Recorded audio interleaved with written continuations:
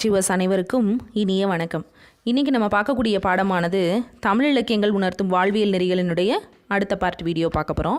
நீங்கள் நம்ம சேனலுக்கு புதுசுனா நம்ம சேனலை சப்ஸ்கிரைப் பண்ணுங்கள், பக்கத்தில் இருக்கக்கூடிய பெல் ஐக்கானையும் கிளிக் பண்ணுங்கள். ஓகே, நம்ம இப்போ வீடியோக்குள்ளே போகலாம். ஃபஸ்ட் கொஸ்டின் பாருங்கள். கீழ்கண்டவற்றுள் பொருந்தாதது அல்லதை நீக்கி நல்லதை நாடும் இயல்புடையார் ஆசிரியர் கூறுவதை மனதில் நிறுத்தி மீண்டும் மீண்டும் நினைவு கூர்ந்து சிந்திப்பவர் யாருன்னு சொல்கிறாங்க அப்படின்னா இடைமாணாக்கர்னு சொல்கிறாங்க. இந்த கூற்று தவறு. இதுக்கான காரணத்தை நான் பின்னாடி சொல்கிறேன். அடுத்த கூற்று பாருங்கள். இரண்டாவது கூற்று. கற்றவற்றை மறந்து விடுபவர், கற்பதில் முழுமையாக கவனம் செலுத்தாமல் மனம் அலைப்பாய்ந்து கொண்டிருப்பவர், ஆசிரியரை வருத்தி பாடம் கேட்கும் இயல்புடையவர், கற்பவற்றில் உள்ள நற்கருத்துக்களை மறந்துவிட்டு தீய கருத்துக்களை பற்றி கொள்பவர். இவங்களை யாருன்னு சொல்கிறாங்க அப்படின்னு பார்த்தீங்கன்னா கடைமாணாக்கர்னு சொல்கிறாங்க. இது கரெக்டு தான். அந்த லாஸ்ட்டில் இருக்கிறாங்க அப்படின்னு சொல்லி அந்த லாஸ்ட் பெஞ்சு நீங்கள் நினச்சிடக்கூடாது. லாஸ்ட் பெஞ்சிலேருந்து எத்தனையோ பேர் மேதையானவங்க இருக்காங்க, நான் அதை சொல்லலை. கடைமாணாக்கர் அப்படின்னு சொன்னோன்னா பண்புகளில் கடையாக இருக்கிறவங்க. அப்படி என்ன பண்பு அப்படின்னா படித்ததை மறந்து போகிறது, திரும்ப ரீகால் பண்ணுறது கிடையாது, படிக்கும் போது முழுமையான கவனம் இல்லை, ஆசிரியர் நடத்தும் போது கவனம் கிடையாது, மனம் அலைப்பாய்ந்து கொண்டிருக்கக்கூடிய ஒரு இயல்புடையவங்க நம்ம படிக்கிறதுல இருக்கக்கூடிய நல்ல கருத்துக்களை மறந்துட்டு தீய கருத்துக்கள் ஏதாவது இருந்தால் அதையே பிடிச்சிக்கிடுவாங்க. அப்படி இருக்கக்கூடியவங்கள கடைமாணாக்கர்னு சொல்கிறாங்க. அவங்களுடைய பண்புகள் இதுதான் சரி. மூன்றாவது கூற்று பாருங்கள். தாம் கற்றுக்கொண்டதையே திரும்பச் சொல்லும் இயல்புடையோர் தலைமாணாக்கர் அப்படின்னு சொல்லியிருக்காங்க. இந்த கூற்றும் தப்பு. அப்போ என்ன சரி அப்படின்னு சொல்லி பார்த்தீங்கன்னா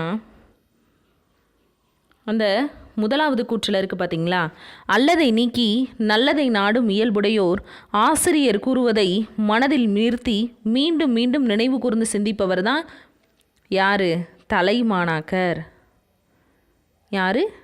தலைமாணாக்கர். அப்போ முதலாவது கூற்று என்னது? தவறு. அடுத்தது மூன்றாவது கூற்று பாருங்கள். தாம் கற்றுக்கொண்டதையே திருப்பி சொல்லும் இயல்புடையோர் தலைமாணாக்கர்னு கொடுத்துருக்காங்க. அதுவும் தவறு. யார் அப்படின்னு பார்த்தீங்கன்னா இடைமாணாக்கர். அப்போ ஆன்சர் என்ன அப்படின்னு பார்த்தீங்கன்னா ஒன்றாவது குற்றம், மூன்றாவது குற்றம் தவறு. இதையே நீங்கள் ஒரு மன்னன் புலவர் அந்த கதையை ஞாபகம் வச்சுக்கலாம். ஒரு மன்னன் ஒரு புலவரை கூப்பிட்டு ஒரு பாட்டு பாட சொல்கிறாரு. அந்த பாட்டை ஒரே ஒரு தடவை கேட்டவர் நல்லா பாடுறாரு, அவர் தலைமாணாக்கர். 3 தடவை 4 தடவை கேட்டதுக்கப்புறம் பாடுறவங்க இடைமாணாக்கர். 5, 6, 7 அத்தனை தடவைகளுக்கு அப்புறமா கேட்கக்கூடியவங்க கடைமாணாக்கருக்கு ஒப்பாவாங்க. சரிங்களா? இரண்டாவது கேள்வி. நன்னூலை இயற்றியவர் யார் அப்படின்னு பார்த்தீங்கன்னா பவணந்தி முனிவர்.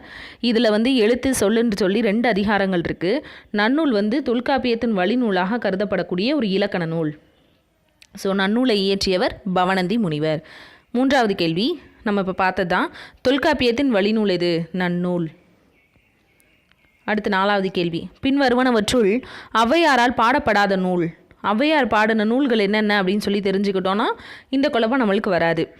ஆத்திச்சூடி, கொன்றை வேந்தன், மூதுரை, நல்வழி, இது 4மே யார் பாடினது அப்படின்னு பார்த்தீங்கன்னா ஔவை பாடினது. அப்போ ஔவை பாடினதில் இந்த 3 நூல்களும் இருக்குது. இல்லாதது எதுன்னு பார்த்தீங்கன்னா இந்த அறநெறிச்சாரம். இதை பாடினது யார் அப்படின்னு பார்த்தீங்கன்னா முனைப்பாடியார் அப்படின்னு சொல்லக்கூடிய ஒரு சமண முனிவர். சரிங்களா? ஸோ ஔவையாரால் பாடப்படாத நூல் அறநெறிச்சாரம். ஐந்தாவது கேள்வி. ஒருவரிடம் இல்லாத பெருமைகளை கூறி புகழ்வதை விட அவரை பழித்தலே நல்லது என கூறும் நூல். ஒருத்தர் ஒரு நல்ல அறிவாளியானவராக இல்லை அப்படின்னு வச்சுக்கோங்களேன். அவர்கிட்ட போய் நீங்கள் ரொம்ப அறிவாளி, உதாரணத்துக்கு சொல்லணும் அப்படின்னா இம்சை அரசன் 23ஆம் புலிகேசி படத்தை எடுத்துக்கோங்க. அதில் வர அந்த புலிகேசி மன்னனுக்கு அந்த அளவுக்கான விவேகங்கள் பத்தலை. ஆனால் நீ இப்படின்னு சொல்லி அவனை புகழ்ந்து பேசினோன்னே உண்மையிலேயே தன் அறிவாளின்னு நினச்சிட்டு அவனையே முட்டாளாக்கிக்கிட்டு இருக்கான். ஸோ அப்படி ஒருத்தனை நம்ம முட்டாளாக்குறத விட நீ முட்டாள்ன்றதை நேராக சொல்லிட்டு போயிடலாம். அது எவ்வளவோ நல்லதுன்னு சொல்லக்கூடிய நூல் எது அப்படின்னு பார்த்தீங்கன்னா நாலடியார். அடுத்தது ஆறாவது கேள்வி.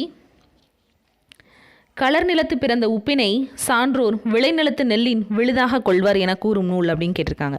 களர் நிலத்து பிறந்த உப்பினை அப்படின்னு சொன்னால் அதாவது கடல் நீரில் விளைஞ்ச உப்பாக இருந்தாலும் அதை விளைநிலத்து நல்ல விளைச்சலான நிலத்தில் விளையக்கூடிய நெல்லுக்கு இணையாக தான் என்ன செய்யணுமா? கருதணுமா? அதாவது கடல் நீரில் விளையணும் அப்படிங்கிறது உப்பினுடைய தன்மை, அவ்வளோதானே தவிர பிறப்பால் எதுவுமே என்ன கிடையாது, உயர்ந்தவரோ தாழ்ந்தவரோ எதுவுமே கிடையாது அப்படின்னு சொல்கிறாங்க நாலடியாரில். ஸோ பிறப்பை கொண்டு ஒருத்தரை உயர்ந்தவராகவோ தாழ்ந்தவராகவோ கருதக்கூடாது. அடுத்து ஏழாவது. அரசன் நீதி வழங்கும் முறையை பற்றி கூறும் நூல் எதுன்னு கேட்டிருக்காங்க. அரசன் நீதி வழங்கும் முறையை பற்றி கூறக்கூடிய நூல் எது அப்படின்னு பார்த்தீங்கன்னா மணிமேகலை. அடுத்து எட்டாவது கேள்வி. நரகன் உயிர்க்கு நல்லுயிர் கொண்டு பரகதி இழக்கும் பண்பு இங்கில்லை என்ற சிலப்பதிகார பாடல் அமைந்திருக்கக்கூடிய காதை எதுன்னு கேட்டிருக்காங்க. அடைக்கல காதை. சரிங்களா? என்ன அப்படின்னு சொல்லி பார்த்தீங்கன்னா இது ஒரு கற்பனை காட்சி அப்படின்னு சொல்கிறாங்க. என்ன கற்பனை காட்சி அப்படின்னா, இது வந்து ஒரு பூத சதுக்கம் அப்படின்னு சொல்லி ஒரு சதுக்கத்தோடு இதை வந்து ஒப்பிடுறாங்க. கற்பனையாக ஒரு காட்சியை வந்து அமைக்கிறாரு. அதாவது பூதச்சதுக்கம். பூதம் அப்படின்றது அறவழியிலேருந்து ஒருத்தர் விலகி போகிறார்ல, நல்லவராக இல்லாமல் ஒருத்தர் நல்ல வழியிலேருந்து விலகி போகிறவர் என்ன செய்யுமா, தண்டிக்குமா. அப்போ அது யாரெல்லாம் தண்டிக்கும் அப்படின்னா, கூடா ஒழுக்கத்தில் இருக்கக்கூடிய போலி துறவிகளாக வேஷம் போட்டு கூடா ஒழுக்கம் செய்கிறவங்க, தீநெறியில் ஒழுகும் பெண்டீர், பிறர்மனை நைப்போர், பொய் சான்று பகர்வோர், புறங்குருவோர், இவங்க எல்லாத்தையும் கண்டா என்ன பண்ணுமா, பாசக்கயிறை வச்சு கட்டி என்ன பண்ணிடுமா, நிலத்தில் வந்து புடைச்சி உண்டுரும் அப்படின்னு சொல்கிறாங்க. ஒரு தடவை என்ன பண்ணுவானா, ஒரு ஏழை, ஒரு வறியவன் வந்து உண்மை அறியாது, அதாவது 2 பேர் நண்பர் சரிங்களா, இந்த 2 பேர் நண்பரில் ஒருத்தன் என்ன பண்ணுறான்னா, உண்மை என்னன்னு தெரிஞ்சுக்கிறாம தான் அவன் சொன்னான். உண்மை அறியாது வறியோன் ஒருவன் உண்மை அறியாது கற்புடைய மங்கையை பற்றி இவன்கிட்ட இவனோட மனைவியை பற்றி இல்லைப்பா அப்படின்னு சொல்லி நான் கேள்விப்பட்டாதுன்னு பொய் சாட்சி சொல்லிட்டான். அப்போ பூதம் என்ன பண்ணுது, இவனை வந்து கொன்றுது. ஸோ கொன்னலுன்னு சொல்லி வருது, கயிறுத்தில் பிடிச்சி நையை புடைக்க போகும்போது இவனோட தாய் ஒடியாந்து சொல்லுது, இவனை வந்து விட்டுருங்க, அதுக்கு பதிலாக என்னோட உயிரை எடுத்துக்கோங்க அப்படி. அப்போ பூதம் தான் இந்த வார்த்தையை சொல்லுது. நரகன் உயிருக்கு நல்லுயிர் கொண்டு பரகதி இழக்கும் பண்பிங்கில்லை. நரகன் அவன் வந்து தப்பு பண்ணிட்டான், தெரியாமல் பண்ணாலும் தவறு தான். நரகனுடைய உயிருக்கு நல்லுயிர் கொண்டு, அவனோட உயிருக்கு ஈடாக உன்னைய கொன்னுட்டு, அதாவது பொய் சாட்சி சொல்லவனை விட்டுட்டு உன்னைய நான் கொன்னேன்னு வச்சுக்கோவேன், அந்த மாதிரி பரகதி இழக்கும் பண்பு எனக்கு கிடையாது அப்படின்னு சொல்லி சிலப்பதிகார பாடலில் அந்த பூதம் சொன்னதாக அமையக்கூடியதான் அந்த அடைக்கல பாதை. சரிங்களா. அடுத்து 9வது கேள்வி. மலைவளம் கரப்பின் வான் போர் அச்சம், பிழையுயிர் எய்தின் பெரும் போர் அச்சம், குடிப்புற உண்டும் கொடுங்கோல் ஆட்சி, மண்பதை காக்கும் நன்குடி பிறத்தல் என்ற சிலப்பதிகார பாடலின் காதை என்ன காது அப்படின்னு பார்த்தீங்கன்னா, காட்சி காதை.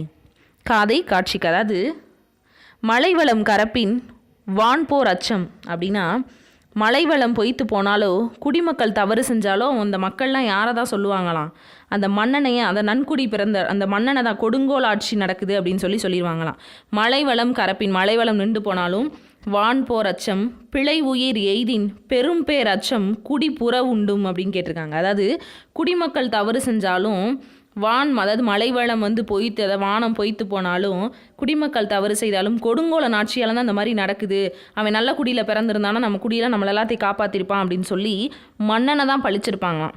அப்படி சொல்லக்கூடிய காதை எது அப்படின்னு பார்த்தீங்கன்னா, காட்சி காதை. இது சிலப்பதிகாரத்தில் இடம்பெற்றுள்ளது. 10வது கேள்வி.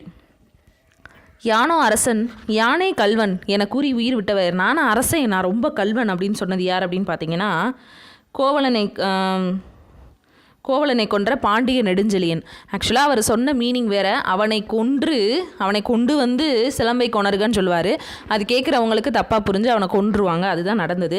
இருந்தாலும் நான் சொன்னதுனால தான் இப்படி நடந்துச்சு அப்படின்னு சொல்லி ஒரு உயிரை துறந்தவர் யார் அப்படின்னு பார்த்தீங்கன்னா, பாண்டிய நெடுஞ்செழியன்.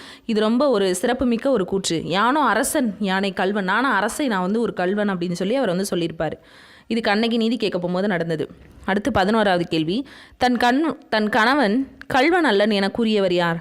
கண்ணகி என்ன சொல்கிறாங்க, என் கணவனா கல்வன், என்கிட்ட இருந்தது என்ன பரல்கள், உங்களோட சிலம்பில் இருக்கக்கூடியது என்ன பரல்கள், நீங்களே செக் பண்ணுங்கன்னு சொல்லுவாங்க. சரிங்களா. அப்போது தன் கணவன் கல்வன் அல்லன் என கூறியவர் கண்ணகி.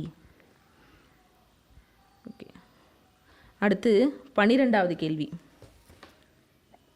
12வது கேள்வி பார்த்தீங்கன்னா, போற்றா ஒழுக்கம் புரிந்தீர் என கூறியவர் யார் அப்படின்னு கேட்டிருக்காங்க. போற்றா ஒழுக்கம் புரிந்தீர் என கூறியவர் யாருன்னு கேட்டிருக்காங்க. கண்ணகி வந்து சொல்லியிருக்கோம். என்ன போற்றா ஒழுக்கம் புரிந்தீர் அப்படின்னு சொன்னால், அதாவது மதுரை நகரில் மாதிரியிடம் அடைக்கலம் புகுந்த காற்சிலம்பை விற்க போகிற நேரத்தில் கோவலன் வந்து தன்னை என்ன பண்ணுறான், தன்னோட தவறை உணர்ந்து, ஐயோ நம்ம எவ்வளோ தான் கெட்டு திருந்தி வந்தாலும் நம்ம வாழணுன்றதுக்காக இவங்க காற்சிலம்பெல்லாம் கொடுத்து விட்ருக்காங்களேன்ற இந்த தவறை உணர்ந்து, கற்கள் நிறைந்த கானகத்தில் நடந்து வரும் துன்பத்தெல்லாம் நான் உனக்கு கொடுத்துட்டேன், பெற்றோர்களுக்கெல்லாம் துன்பத்தை கொடுத்துட்டேன், இந்த பரத்தமை செஞ்சுட்டேன், அதுன்னு சொல்லிட்டு இதனால் அவனை போற்றா ஒழுக்கம் புரிந்தீர் என கண்ணகியும் என்ன பண்ணுது அப்படின்னா குற்றம் சாட்டுது. அப்போ பெற்றோர்களுக்கு ஆற்ற வேண்டிய கடமைகளெல்லாம் நான் செய்யலை, அப்போ வீணை பொழுதை கழிச்சிட்டேன், இந்த மாதிரிலாம் நடந்து போற்றா ஒழுக்கம் புரிந்தீர் என கண்ணகியும் யாரை குற்றம் சாட்டுறாங்க, கோவலனை வந்து நீங்கள் இப்பெல்லாம் செஞ்சதெல்லாம் செஞ்சுட்டீங்க, இனிமேல் என்ன அப்படின்னு சொல்கிறாங்க. ஸோ அந்த கூற்றை வந்து கூறியவர் வந்து கண்ணகி. யாரை பார்த்து? கோவலனை பார்த்து. 13வது கேள்வி. கோவலனின் செயலால் வடக்கிருந்து உயிரை விட்டவர் யாருன்னு கேட்டிருக்காங்க. கோவலன் வந்து அந்த மாதிரி செஞ்சதுனால வடக்கிருந்து உயிரை விட்டவர் யார் அப்படின்னு பார்த்தீங்கன்னா கவுந்தியடிகள். அதாவது கோவலன் வந்து ஒழுக்க பிறழ்வு நடந்தது உண்மைதான். களவு பழி சுமந்து அவன் உயிரிழக்க காரணமாக அமைஞ்சது. அவனுடைய ஒழுக்க பிறழ்வுனால தான் இவ்வளவும் நடந்தது. அதான் ஊழ்வினை அப்படின்னு சொல்லுவாங்க. அப்போது நற்குடி பிறப்போ பெருஞ்செல்வமோ ஒழுக்கத்தில் பிறந்தவனை என்ன பண்ணாது, காப்பாற்றுறதுக்கு உதவவே உதவாது அப்படின்னு சொல்கிறாங்க. அப்படி கோவலன் வந்து ஒழுக்கத்தில் அந்த பிறழ்வு ஏற்பட்டதுனால தான் அவனுடைய இல்லறம் வந்து சிதைந்து போனது. பெற்றோர் வந்து என்ன பண்ணாங்க, துறவரத்துக்கு அவனை அந்த பெற்றோரையே துறவரத்துக்கு அந்த இது வந்து தள்ளிச்சு. மாதவியை தீக்குளிக்க வச்சுச்சு. கவுந்தியடிகளை வடக்கிருந்து உயிர் விட செஞ்சிச்சு. பாண்டியனை கொன்று மதுரையை தீக்கிரையாக்கியது. இந்த மாதிரி விஷயங்கள்லாம் நடந்தது இதுதான். அப்போ தனி மனிதனுடைய ஒழுக்கக்கேடு சமுதாயத்தை என்ன பண்ணும் அப்படின்னா சீர்குலைக்கும் அப்படின்னு சொல்லியிருக்கிறாங்க. அப்போது இதில் ஒரு வார்த்தை என்ன சொல்கிறாங்க அப்படின்னு சொல்லி பார்த்தீங்க அப்படின்னா, நல்ல குடியில் பிறந்ததுனாலையோ பெரும் செல்வம் வச்சிருக்கிறதுனாலையோ ஒழுக்கம் பிறந்தவனை அதெல்லாமே என்ன பண்ணாது, காப்பாற்றாது அப்படின்னு சொல்லியிருக்காங்க. சரியா? ஸோ அடுத்து 14வது கேள்வி. இப்போ தான் நம்ம அதை பார்த்தோம். கற்கள் நிறைந்த கானகத்தில் நடந்து வரும் துன்பத்தை நான் உனக்கு கொடுத்தேன்ற கூற்றை கூறினது யார் அப்படின்னு பார்த்தீங்கன்னா, கோவலன் வந்து யார்கிட்ட கூறுவாங்க, கண்ணகிட்ட கூறுவாங்க. இந்த கூற்றை கூறியவர் கோவலன். யாரிடம் கூறினான்னு கேட்டால் கண்ணகிட்ட கூறுவாங்க. 15வது கேள்வி. சிலப்பதிகாரத்தின் தலைமை மாந்தரான கோவலனும் கண்ணகியும் வாழ்ந்த இடம் பூம்புகார். சரிங்களா? ஸோ அடுத்து 16வது கேள்வி. பொய் கூறாதீர், புறங்கூறாதீர், யாரையும் இகழ்ந்து பேசாதீர், தீயவற்றை பேசி உடல் வளர்க்காதீர், உயிர்கொலை செய்து அதன் ஊனை உண்டு உங்கள் உயிரை வளர்க்க எண்ணாதீர் என கூறக்கூடிய நூல் எது அப்படின்னு கேட்டிருக்காங்க. வளையாபதி. இது கூட இன்னொரு வரியும் சேர்ந்து வரும். கல்வருடன் நட்பு கொள்ளாதீர், களவு கொள்ளாதீர் அப்படின்னு வரும். இந்த வரிகள் இடம்பெற்றிருக்கக்கூடிய நூல் எது அப்படின்னு பார்த்தீங்கன்னா வளையாபதி. 17. பாத்திரம் அறிந்து தானம் செய்தல் வேண்டும் என்று கூறும் நூல் எது அப்படின்னு பார்த்தீங்கன்னா சீவக சிந்தாமணி. பாத்திரம் அறிந்து தானம் செய்தல் வேண்டும். நம்ம யாருக்கு கொடுக்குறோம் அப்படிங்கிறதுல நம்ம ரொம்ப கவனமாக இருக்கணும் அப்படின்னு சொன்னது தான் என்னது அப்படின்னு பார்த்தீங்கன்னா இந்த சீவக சிந்தாமணி. அதாவது ஒரு தேவை உண்மையாகவே இருக்கிறவர்கிட்ட நம்ம வந்து கொடுக்கலாம். நம்ம கொடுத்துட்டே இருந்தோம்னா அந்த கொடுக்கறதுனுடைய அருமை அவருக்கும் தெரியாது. இவ்வளவு தான் நம்ம கொடுக்குறோம் அப்படிங்கிற அந்த அளவும் நம்மளுக்கும் என்ன செய்யாது, தெரியாது. அதை தான் வந்து இதில் சொல்லியிருப்பாங்க. பாத்திரம் அறிந்து என்ன செய்யணும், தானம் செய்யணும் அப்படின்ட்டு. அடுத்து 18வது கேள்வி. கீழ்கண்ட கூற்றுகளை ஆராய்க. தமிழ் வெண்பாவில் தோன்றிய முதல் காப்பியம் சீவக சிந்தாமணி அப்படின்னு கொடுத்துருக்காங்க.